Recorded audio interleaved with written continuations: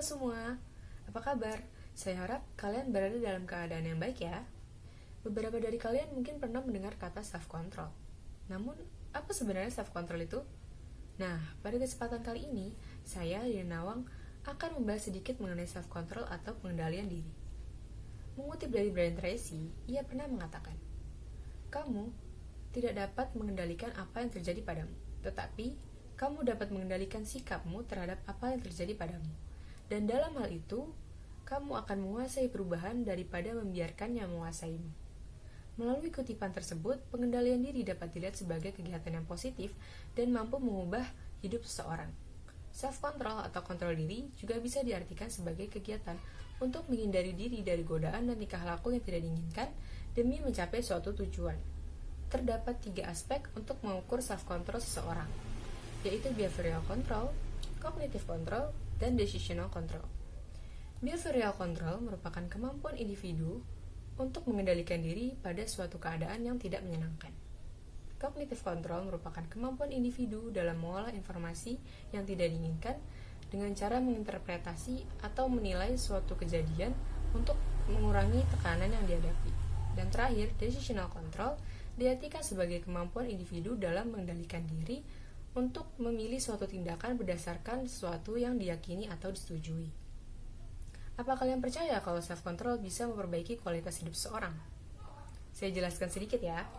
Menurut sebuah penelitian, self-control yang baik bisa merubah kualitas hidup seseorang menjadi lebih baik dalam berbagai aspek, mulai dari prestasi akademik, kesehatan secara fisik dan mental, atau bahkan memiliki hubungan interpersonal yang baik. Semua itu karena orang-orang yang memiliki self-control yang baik cenderung disiplin, bisa menahan godaan dari tingkah laku yang tidak sehat, dan mampu mengendalikan emosi sehingga bisa berkomunikasi dengan baik.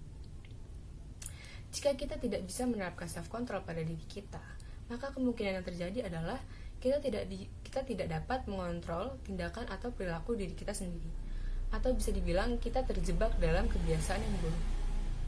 Ini bisa jadi hal yang fatal apabila tindakan yang kita lakukan itu justru merugikan diri kita sendiri. Ada beberapa cara untuk menerapkan self-control.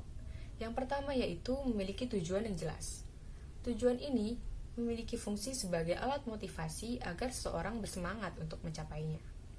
Kemudian kita harus mengenali diri kita sendiri, karena dengan cara itu kita akan mengetahui hal-hal apa yang menggoyahkan pengendalian diri kita sehingga hal tersebut bisa kita hindari. Misal, kita ingin mengurangi penggunaan gadget selama berjam-jam, maka kita bisa mencari kegiatan lain yang lebih bermanfaat dan menyibukkan diri pada kegiatan tersebut.